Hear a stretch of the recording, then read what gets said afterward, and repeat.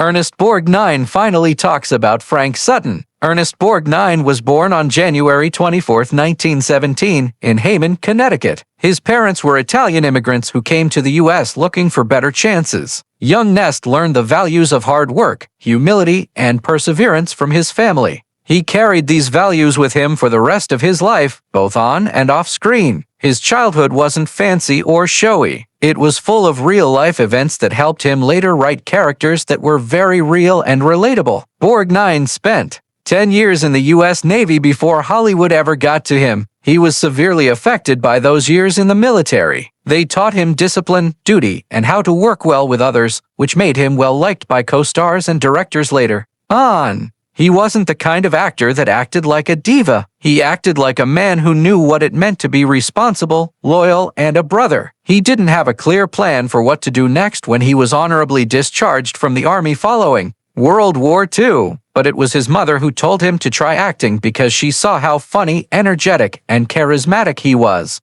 And even though that idea must have sounded crazy at the time, it was just what he needed. Borgnine started out small in theater, performing in small regional shows where he could learn the craft the old-fashioned way. Nothing was easy. Nothing arrived quickly, but he was tough, driven, and completely unafraid of taking on hard roles. As he got better at what he did, his name spread, and eventually film studios took notice. He didn't look like the typical leading man when he got to Hollywood. He wasn't tall, handsome, or well-groomed. He didn't have a polished look. Instead, he had a rough, lived-in look, a booming laugh, and a personality that was very expressive. Directors knew that he could play just about any role: a bad guy, a good guy, a working-class person, a soldier, or a kind person stuck in a lonely world. He made it big with the 1955 movie Marty, in which he played a shy, kind butcher who wants to be with someone. Hollywood tough guys didn't show much tenderness, vulnerability, or emotional honesty at the time, but this role called for all of those things. Borgnine's performance was so real that it touched both critics and fans.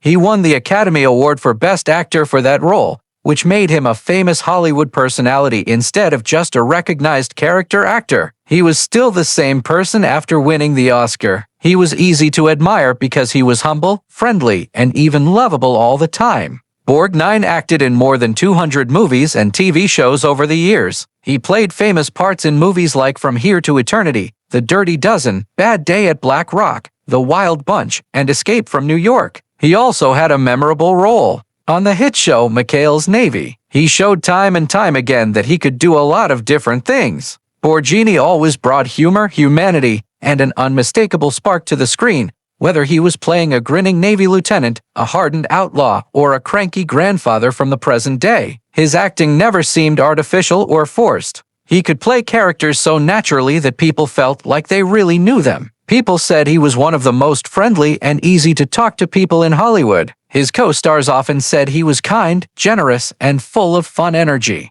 He enjoyed talking to fans, telling stories, making people laugh, and making them feel at ease. He was happy even as he got older. One of the things that made him so lovable was that he never wanted to slow down. Borgnine stayed working long after most actors had retired. He gave his voice to cartoon creatures like Mermaid Man on SpongeBob SquarePants, which made newer generations happy because they had no idea they were listening to a Hollywood classic. Ernest Borg's personal life was just as interesting and full of events as his amazing work. He had a number of marriages that reflected the changes in his life and personality. He married Roa Keemans in 1949, which was the same year his acting career started to take off. Their marriage lasted until 1958, when Borgnine was still a young guy trying to figure out how to make it in Hollywood. He was learning the rhythms of the business, like the long hours, the hard shoots, and the fact that show business is always changing, which can put a lot of stress on even the strongest relationships. Even though they had problems, their marriage helped Borg feel more stable when he didn't know what was going to happen next. It was the first big personal basis of his adult existence.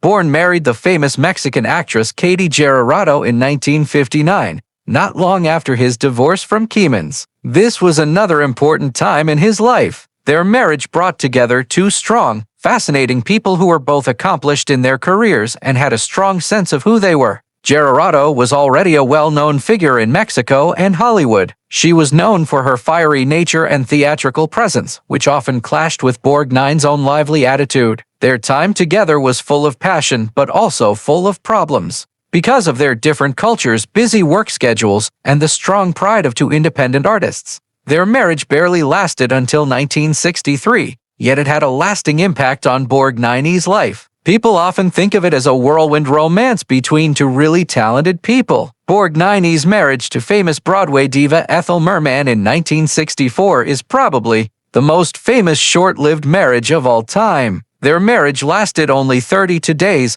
making it one of the most talked-about short-lived romances in Hollywood.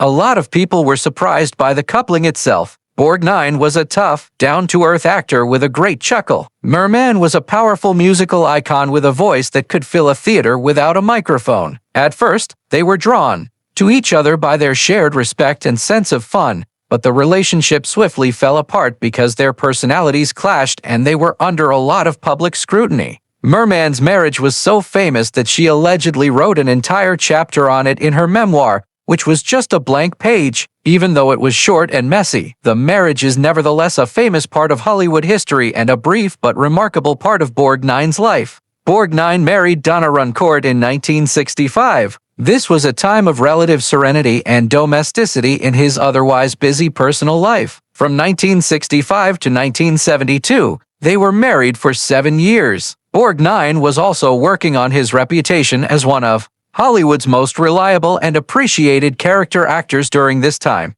His job was still demanding, but getting married gave him a sense of stability as he went through the busiest years of his career. Borgnine subsequently said that this time was one of learning, growing, and getting to know each other. A time when he grew up not just as an actor but also as a guy attempting to balance being famous with wanting a meaningful home life. Even though the marriage ended, it was a significant time in his life. Ernest Borgnine married Tova Trains in 1973. She would not only be his wife but also his genuine life partner, staying with him until he died in 2012. Their marriage was the longest and strongest of all. It was full of love, support, and partnership. Tova was a successful businesswoman and cosmetics mogul who brought her own strong sense of independence and professional success to the partnership. This made it such that both spouses thrived. They both confronted the milestones in Borgnine's latter career, such as new jobs, accolades, and the honor of staying in a fickle industry for a long time. People often said that their link was warm, grounded, and full of mutual respect. This gave Borgnine the stability and companionship he had been looking for a long time. During the early years of his relationship with Tova, he met not only a wife but also a friend and faithful supporter who stayed by his side for almost 40 years. Fans of old TV have been wondering for years what Ernest Borgnine really thought of his buddy and fellow actor Frank Sutton, who played Sergeant Vince Carter. Borgnine, who was known for being kind, having a loud laugh, and having a lot of regard for the art of acting, didn't often talk about Sutton's life and legacy in public. But when he eventually spoke, his remarks showed how much he admired, cared for, and loved the other man. This was a side of both men that fans never truly saw on film. Frank was one of those guys who didn't just walk into a room. He rushed into it with the same fervor he brought to Sergeant Carter, Borg said, adding that Sutton's intensity wasn't something he switched on for the cameras. He had a type of restless energy that made people pay attention as soon as he spoke. Borgnine went on to say that some people thought Sutton was strict or didn't have a sense of humor off camera since he was a loud, aggressive drill instructor. On Goomer Pyle, USMC, he argued that that wasn't Frank at all. He loved to laugh, and when he did, it was loud. It was so large that it filled up the whole stage. Borgnine says that Sutton had a surprisingly soft heart under all the bravado. He recalls how Sutton would go out of his way to help young actors feel good about themselves or give them advice on timing and delivery. Sutton's discipline was what impressed Borg the most. He said he was always ready. Always. Frank cared too much about acting to ever take it lightly. The two men originally met at industry functions in the 1960s, long before they became friends.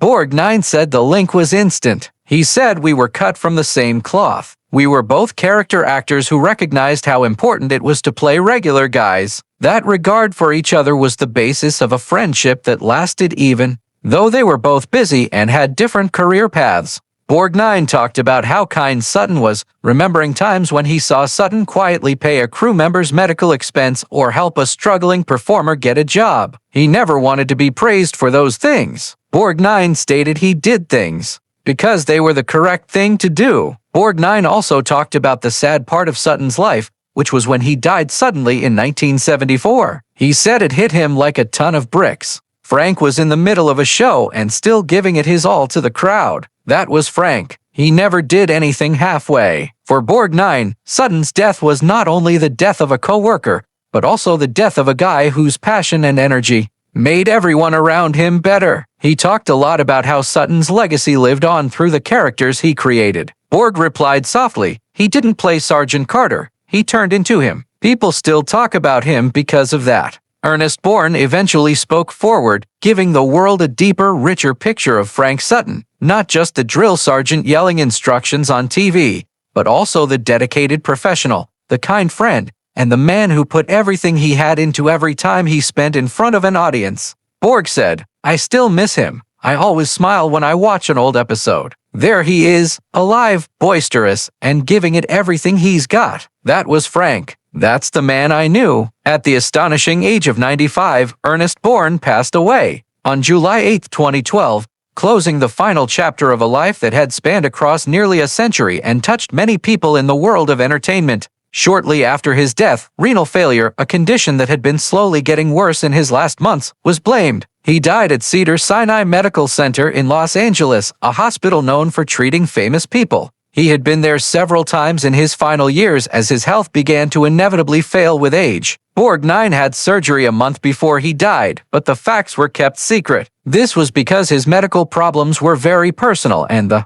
family wanted to protect his dignity. Even after the treatment, he was still in good spirits and greeted guests and hospital staff with the same friendly, cheerful personality that had distinguished him for decades. Borgnine went back to the hospital for what was supposed to be a normal medical checkup in the days before he died. Later, individuals who knew him said that even though he looked physically worn, he still had an undeniable spark, a blend of humor, strength, and that unmistakable Ernest Borgnine charm that people had come to love on and off screen. When he died, he was surrounded by loved ones and was at peace. This marked the end of a long and historic career that included work in film, television, and theater, and gained him a devoted fan base across the world.